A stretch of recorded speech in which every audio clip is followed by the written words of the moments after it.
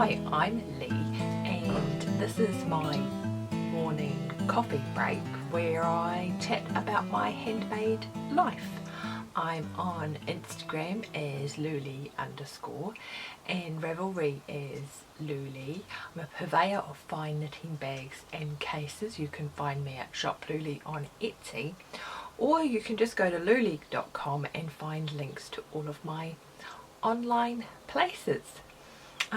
It's such a pleasure to come back and chat with you this week.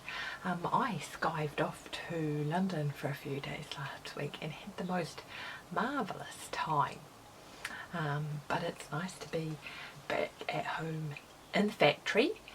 Yeah, and you will notice that my ironing board is up and there's a load of stuff in the background this week, and that is because I am in the middle of making knitting needle cases, and so I didn't want to pack all that stuff away. It's all sorted out there and ready to go when I finish this, so that's why it's a bit busy back there. You'll also see that I still haven't found a loving home for my guild form table. If you know anybody who's into kitsch 50s furniture and would like my beloved table, then please get in touch and let me know. Obviously I can't ship it to the US or something, but yeah, anyway, so if you know anybody that likes that sort of thing and would love my table as much as I do, then yeah, I'm not looking to sell it. I'm just looking to have a nice family adopt it, really. This is the first thing that I want to talk to you about. When I was at the Edinburgh Yarn Festival, I was given a little sample of Blacker Yarn's Samite in this beautiful orangey colour. I've just realised that I haven't, my shade card is up there. Hold on, stand by. Yeah, so I was given this lovely sample of Samite, and I wound it into a ball and squished it and loved it, and decided a couple of weeks ago that I should crack on and swatch with it because it felt really nice. And I started thinking about lacy things and making a lacy shawl and all of that sort of thing, and this yarn just seemed beautiful. I've done a full review of it over on my blog, so if you're thinking about buying it and you're not sure, then you can pop over there and have a look. I keep taking it away and then holding it up, and then the poor old camera has to refocus. It's just user error, really. Anyway, so this is a beautiful yarn. It has in it Blueface Leicester, Shetland, a special kind of silk which is ethical silk. I don't think the worms dye or something like that, and Scotland. And I think that it's a woolen spun, so it's a light and airy yarn, and the yarn that it springs to mind that I want to compare it to are my 100% Shetland lace yarns. And it's a little bit different from that. It doesn't have as much halo, so you get more stitch definition with it, I think. And also it feels slightly heavier, and that's probably because the silk especially is a heavier fibre than wool, so it does feel slightly heavier. But it's just a beautiful yarn to knit with. There's only a little bit, so I only let myself knit one of these little horseshoe lace repeats a day because I wanted to drag it out for as long as I could. I love this yarn, and frankly it actually made me think about knitting with beads, which, I mean, I've never really looked into knitting with beads, but that sounds like torture to me. But as soon as I had this on my needle, I was sort of like, you could so do a lacy shawl and put some beads on there. So yeah, it's changed my mind about knitting with beads, and it's just beautiful. I could just sit here for ages saying, Ooh, it's so pretty. Usually I am the sort of person when someone's is sort of like coming and harring over whether or not they want some more yarn, I'm the sort of person that goes, well, the sheep will always grow more and there's lots of beautiful hand dyers, you don't have to buy it now. But this I want now. I'm actually scared that they would run out of it. It is, I think it's about 23 or 25 pounds per skein, but that's 100 grams, so you get quite a lot of bang for your buck. It is I would say a light fingering weight. Yeah, so it's on the pricey end, and I am totally saving up for a sweater's quantity of this because I think it's on the pricey end of the yarn scale for me, but I think it would be totally worth it, and the garment that you ended up with would just be divine. So what else did I want to say about this? I did the armpit test with this, and part of me didn't really want to put a really lovely lace yarn in my armpit. So basically what I do is I tuck it into my bra strap at the armpit as a way of doing an abrasion and wear test, and I haven't actually washed it since I did that. You'll be able to see a comparison on the blog, perhaps if I hold it up this way so that dangly bit, that's the tag so I don't lose it. There was no pulling. This came out after 3 days looking exactly like it had immediately after I blocked it. And this is the gross part, but it's been hot here. It doesn't even smell like it's been near my armpit, so that's disgusting. But anyway, so it's a beautiful yarn, but it's not incredibly delicate, so I've said so a lot. Yeah, I love this yarn. I want to knit. I want to knit something else with it. I want more of it. I want it in my stash, and if they stop making it, I'm going to cry. So there you go. That is my Samite review. And there is the shade card. So I'll hold it this way, you'll be able to get more in. And those are all the lovely colours that you can get. Something for everybody.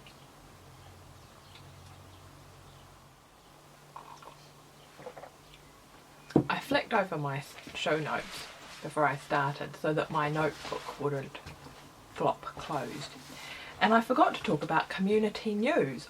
Over in the Louleigh Ravelry group, we have the Stash Appreciation Society going on, and it's just about loving your stash really, if you're and knitting from stash and enjoying the things that we have already.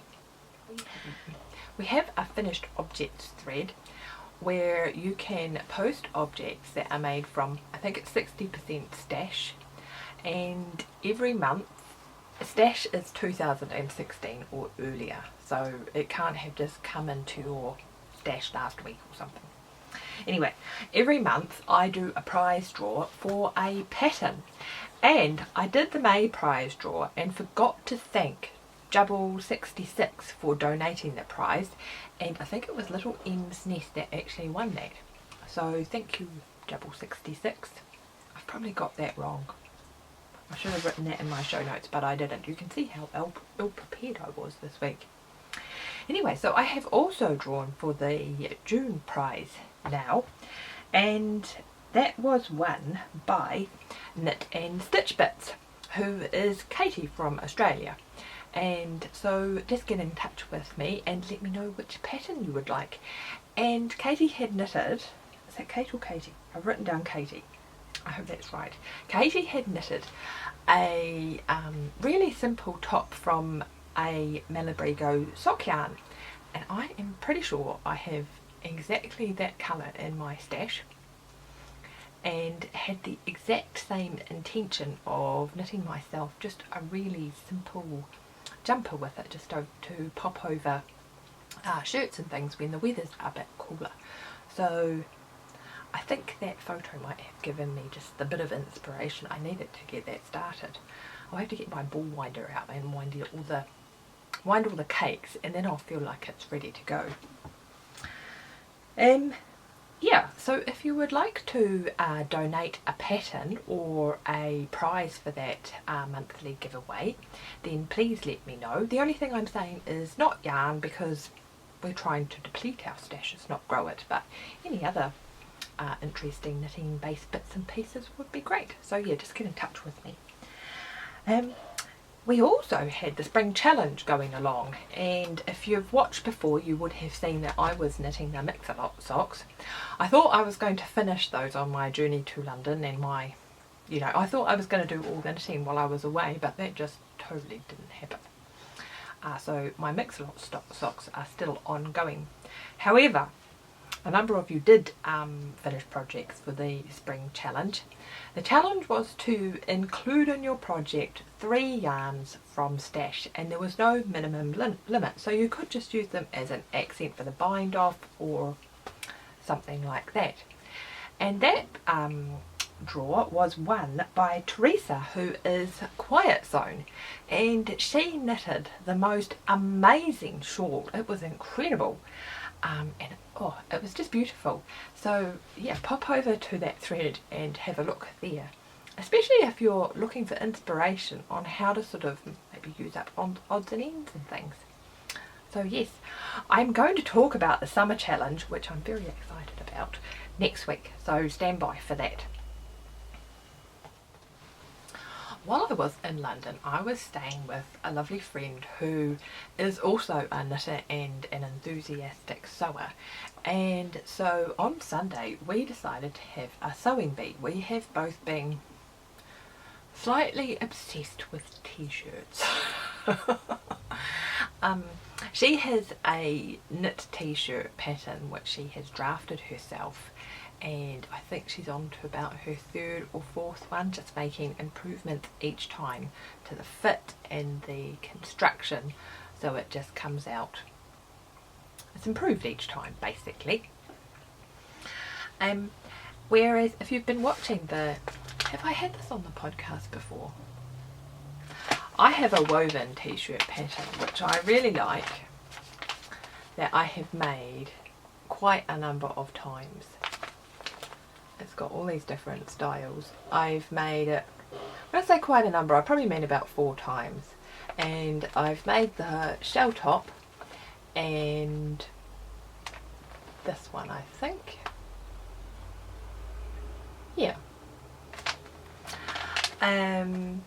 Yeah, and I really enjoy wearing them. I make them out of usually lawn cotton, which is just lovely to wear. And I find them to be really versatile. But last year when I made my peony dress, I learnt that I needed to make a large bust adjustment, and that helped the sleeves to sit in the right place, and so I didn't get little wrinkles at the back and I didn't get pulls across the front. I'm going to go and put on, I think I'm going to go and put on one of my t-shirts so you can see what I mean. Wait there. So I think this is about iteration 3 of this top. I didn't mention the number. It's New Look 6356. Yeah, so this is about iteration 3. I've made another one since. I really love this fabric.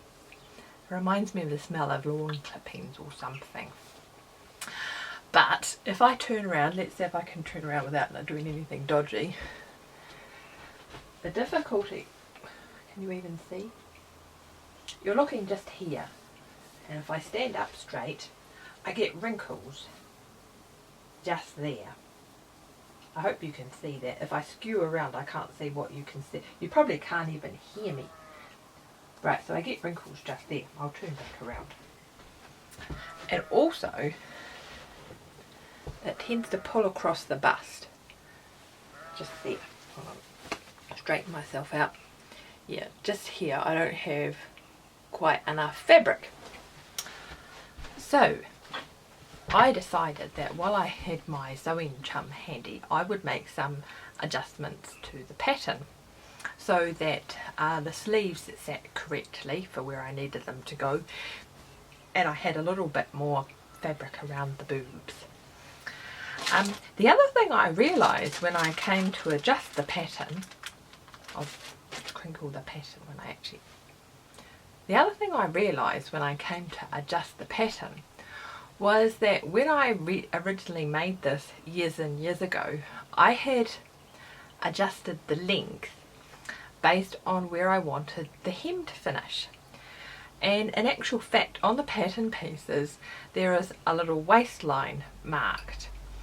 And so I got my lovely sewing chum to actually measure and adjusted that so the waistline sits in the right place, and then I can just, it's even longer than it was before, so I can just hem it up to suit, or adjust the hem to suit, but at least that waist shaping is going to be in the correct position this time. So in order to fix the crinkles down the back, I've actually cut out a size smaller than the pattern recommends for my entire bust circumference, because what I've realised is that my back is actually narrower and I need the extra fabric out front. So yeah, so it's quite simple. I have redrafted for the size smaller. That's the back. I've left extra fabric down the bottom here to go over so I can fit it over my hips. And then this is the front piece, and I have sliced it open from here down to my bust point and added in the extra, I think I needed to add about 5 centimeters across the entire front, and so I added 2.5 centimeters to this side, so I'll get 2.5 on both sides, and I still left that the fit out the side so that I can fit it over my hips when I come to make it. And I'm going to test run this by making a little shell top,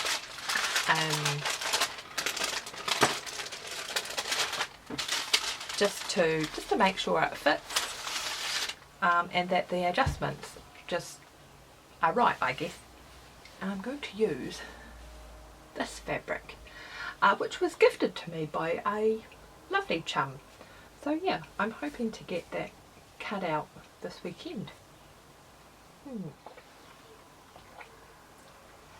Those are the main things that I have been working on this week. I know that there are a number of new subscribers that have started watching the podcast, so I hope you've enjoyed it, and if you are interested in coming back again, that you'd subscribe and that you'll come over and say hello in the Ravelry group, because that would be marvellous. But otherwise, that is me for today. It's been lovely to share a few minutes with you, and I shall see you next week.